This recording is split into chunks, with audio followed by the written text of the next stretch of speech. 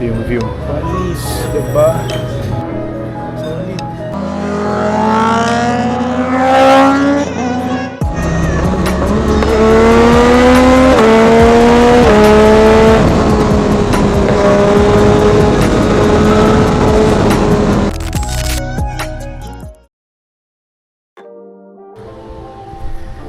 $5:15, wala pa tayong tulog. Since wala tayong tulog, kailangan natin ng full gear. Well, dapat naman talaga lagi naka full gear. Ngayon hindi tayo pwedeng tamarin, baka kapag inantok maaksidente, wag naman sana, diba? Hindi tayo makapag-ND filter kasi medyo madilim pa yan kapag ganyan. Tagaytay lang naman tayo. Actually gusto ko tong outfit na to kasi all black eh. Pati yung pants natin, yeah, all black yan. Pumapayat tayo kapag naka-white yung camera. Alpine jacket, grit na pants, stitch sole, shout out. Mag yellow gloves tayo, yung paborito natin. Ito rin yung balaklaban na gusto ko eh. Hindi, wala naman sponsorship tayo sa mga ganito. Pero ito, Dry Plus, okay sila. The Retro Helmet Lab, marami nagtatanong na to. So, search nyo lang sa Facebook. Tsaka yung Shoei helmet na gagamitin natin. Let's go! Lumiliwanag na ang ingay ng motor natin. Sorry sa mga tulog pa at napakaaga, 5:30 pa lang. Ganda ng langit.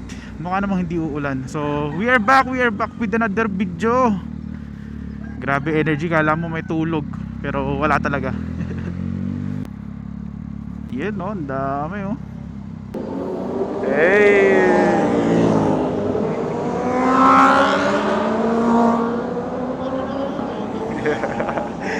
dami oh. Let's go. Putek, solid.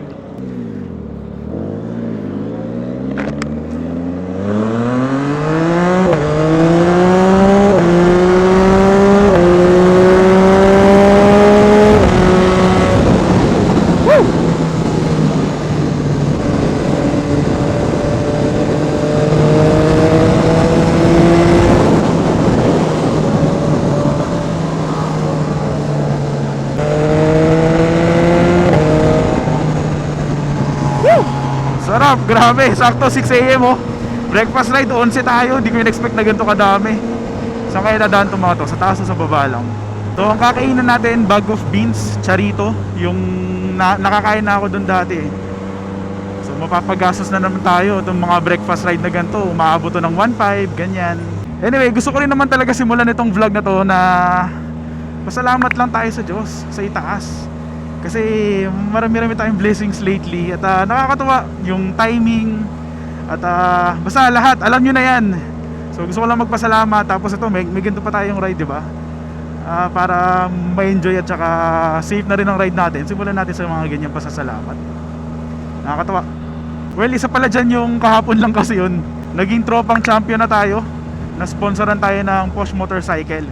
So kaya parang sobrang bago lang sa akin. After nun, hindi pa nga doon natapos eh. May mga blessings pa. Kaya happy lang. Nasa nasa mood tayo mag-vlog. Samahan nyo lang ako sa biyahe. Wala naman tayo masyadong chika ngayon. Ride lang tayo. Enjoy lang natin kung anong meron ngayong Sunday morning.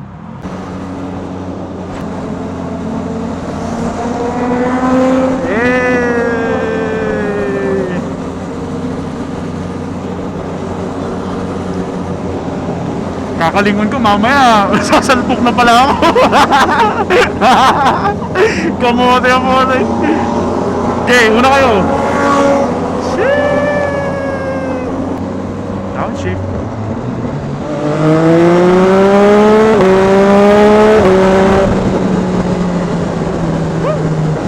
Ingat ha, may exit dyan sa kanan. Muntik na ako mamatay dyan eh. Ayan o, mga ganyan.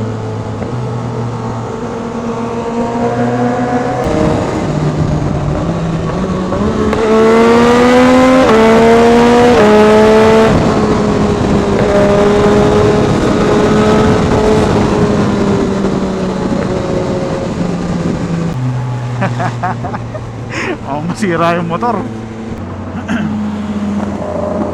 Yun o. Kamot-kamot lang ng likod. Kawasaki Group. Hey, Honda. Ganda ng araw. Ngayon lang kami nakalabas ng tunnel, pero parang ang dami na nangyari. Sarap talaga kapag madami kayo sa mga ganitong breakfast ride, nakakatuwa. So ngayon nasa huli tayo, habol tayo ng konti. Pero make sure natin na hindi natin malalagpasan yung Calax kasi ewan ko ba, ilang beses ko na nagagawa yan. Sarap din laruin ng shifter dun sa ilalim ng tulay. Sarap ng tunog. Pag dito kasi okay pa rin naman, pero di ba iba kapag kulong. Dito natin laruin.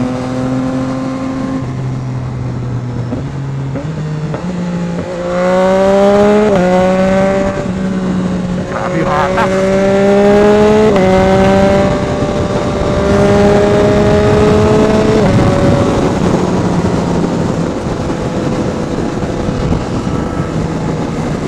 Sayang lang na di tayo naka-ND filter. Ang ganda na ito sana. Tigil kaya ako saglit.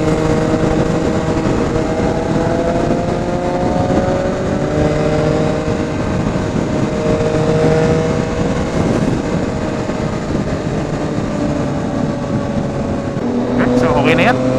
Parang may iba-iba. Dapat na ako tumigil eh.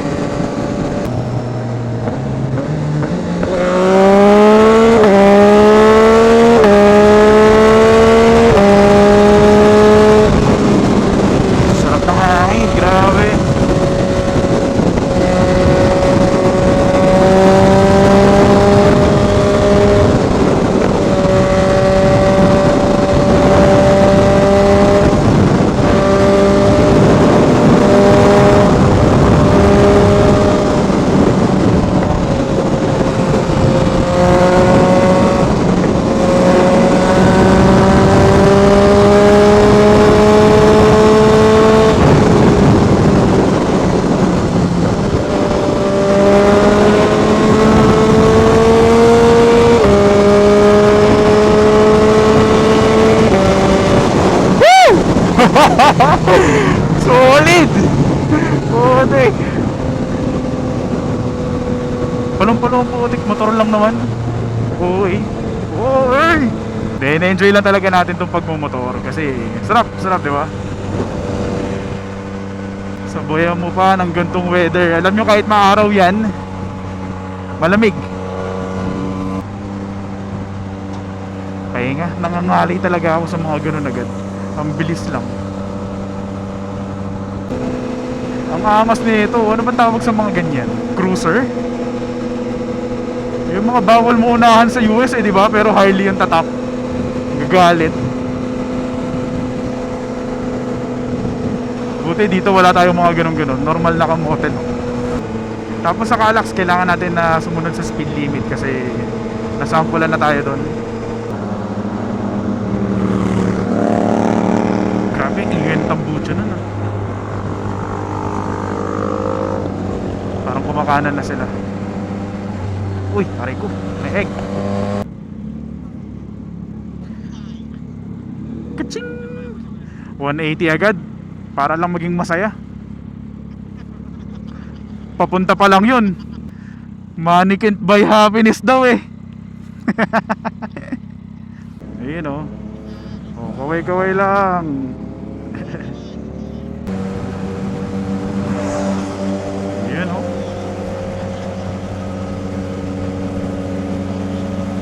Masyado ka namang masarap sa buhay. Nauna ka na, may babae ka pa.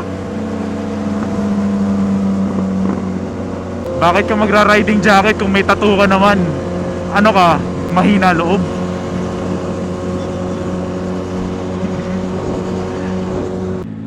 Okay, so naka-exit na tayo. Ang bilis ng biyahe. Pero ang sarap. So yung mga gandong ride, ano lang naman yan, enjoy lang natin. Tapos wala rin naman akong topic na makikwento sa inyo. Ano bang meron ditong bago sa XSR 900 natin? Well, na-miss ko lang kasi lately ang ginagamit natin yung ADV eh. Kasi nga meron tayong sponsor, shoutout ulit sa Posh Motorcycle Shop at saka sa Champion Tires na nag-sponsor dun sa ating ADV na gulong. Sayang wala silang pang big bike. Sarap din sana i-test nun dito.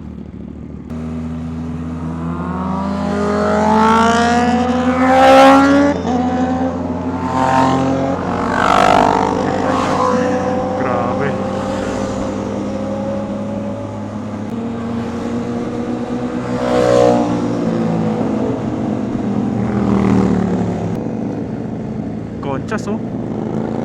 Parang sarap din kumain ulit dyan. Alam nyo, nakakatipid din maging single. Kasi hiwalay na nga kami ng asawa ko, diba? So parang mas hindi na ako naghahanap or wala na akong time kumain sa masarap.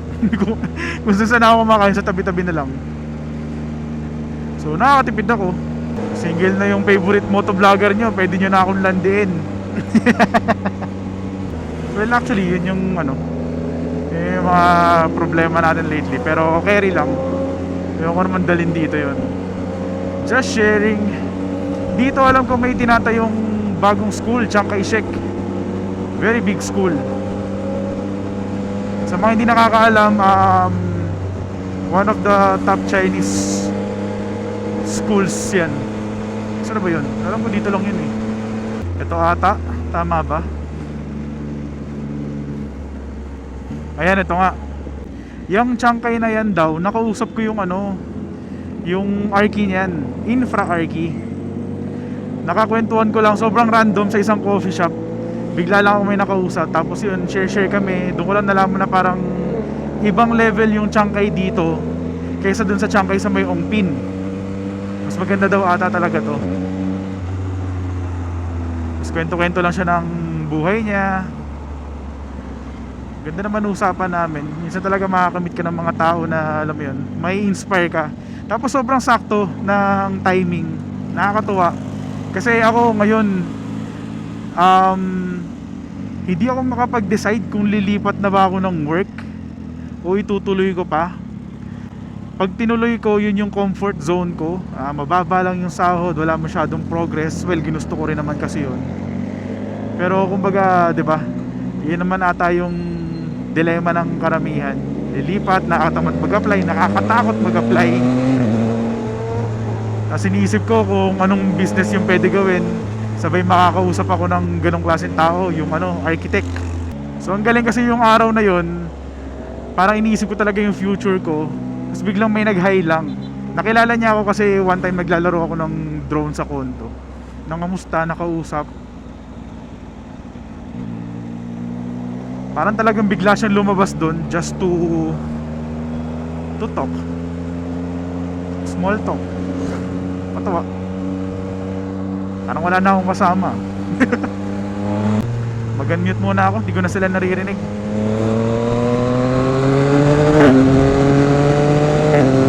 Hey Cardo, unmute audio. Time check, ano ba to? 6:48 AM. Bukas na kaya yung bag of beans.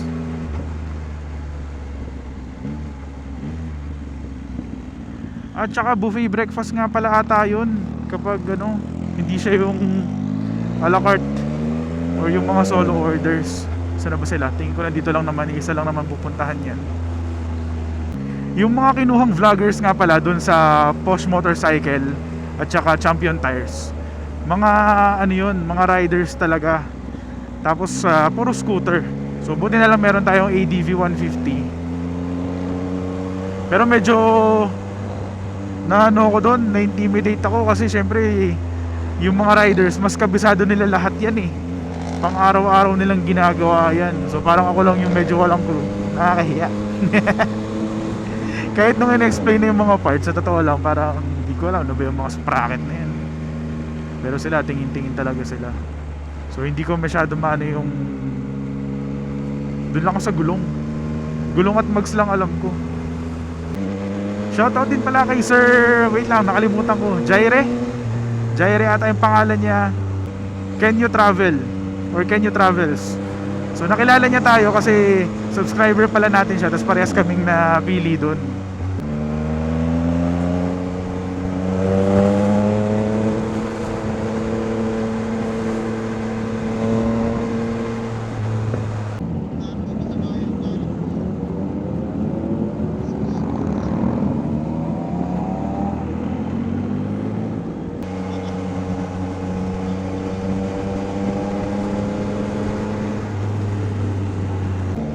Malayo-layo rin pala tong branch ng Bag of Beans na to. Parang hindi naman ganun yung naalala ko dati.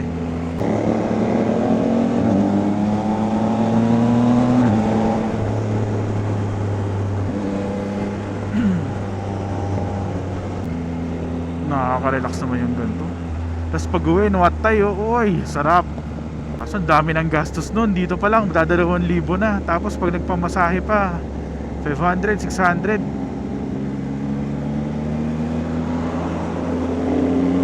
Money can buy happiness talaga.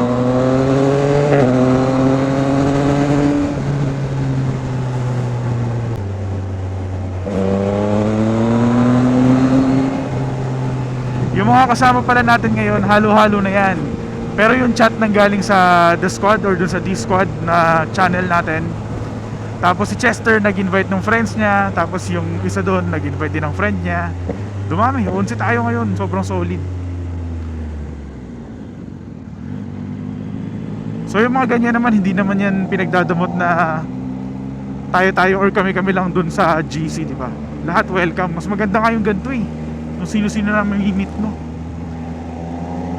Ang problema dito, sa sobrang dami mong tropa, ang daming yaya na yan. Mapapagastos ka talaga. Pero malamang after nito, kalma muna tayo. Kasi bebero tayo para dun sa long weekend ng August. Baka meron tayong puntahan na medyo malayo-layo. Eh yun, pag ganun, malaki talaga gastos na. Grabe, layo ng branch na to ha.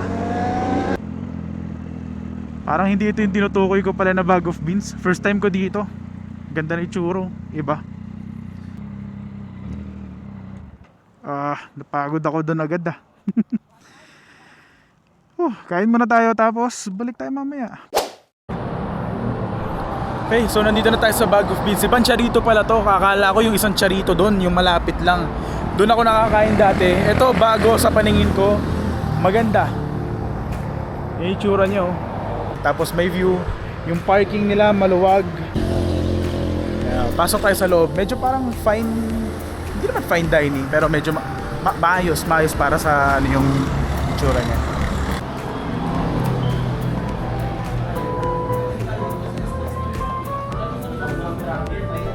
Panis. Ayan, oh.